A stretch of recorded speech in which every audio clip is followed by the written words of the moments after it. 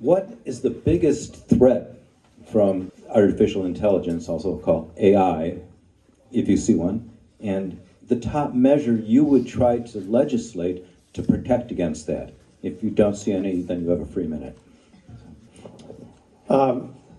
Yeah, look, I spent my entire career as an antitrust economist understanding the way that competition takes place for technology, starting with Microsoft, Google, Intel, you can name it. I've worked on those cases.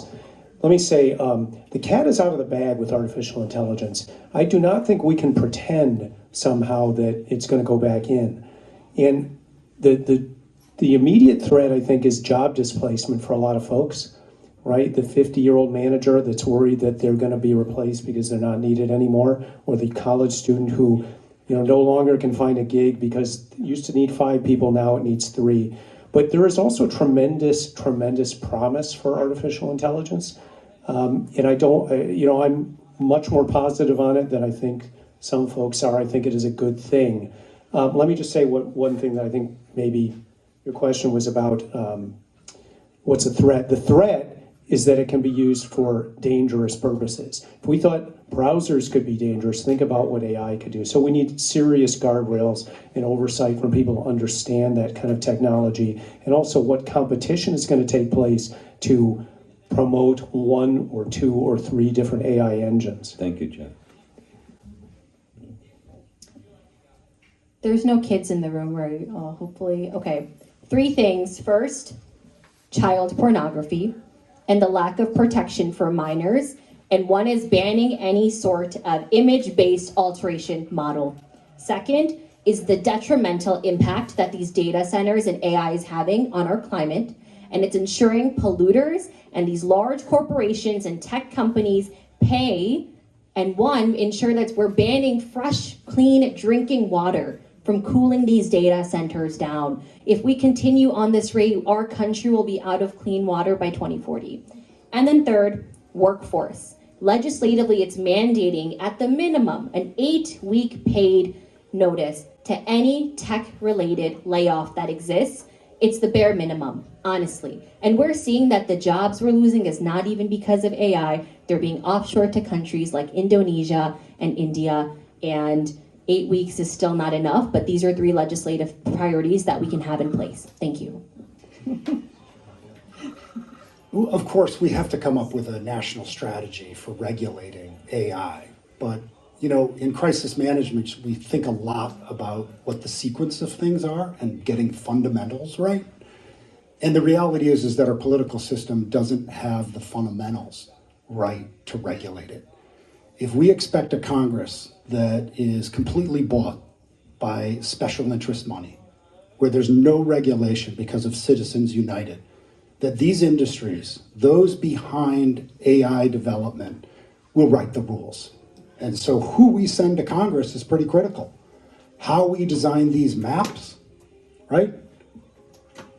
How we elect money in politics, how we indiscriminately allow PACs to back candidates with no transparency.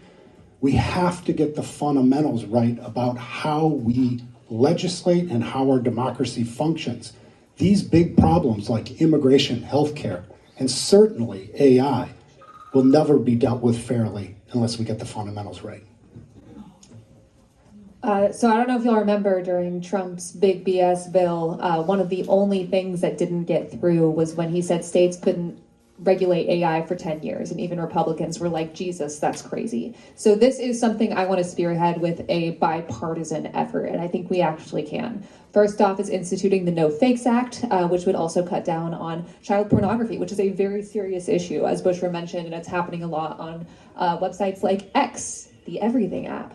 Additionally, we need to ensure that we have make polluters pay movement applying to data centers. We also need to ensure that we are actually holding these companies accountable for the damage that they are doing to communities and physical health of people. Lastly, I do think it's important to mention this. You know how politicians sound like idiots when they talk about technology? That's because there used to be an office that would explain new tech to members of Congress. Newt Gingrich got rid of it in the 90s. I think we should bring it back and ensure that our members of Congress are properly educated on issues like AI and tech across the board. Thank you. Everybody up here has brought issues that are deeply important, especially protecting our children. But I want to talk about an issue that I've been working on for a number of years right now, and that's AI in healthcare.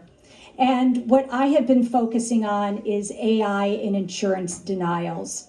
Right now, when you go to the doctor and they submit to insurance, many people are having their claims denied by AI, and there's not human eyes looking on that denial.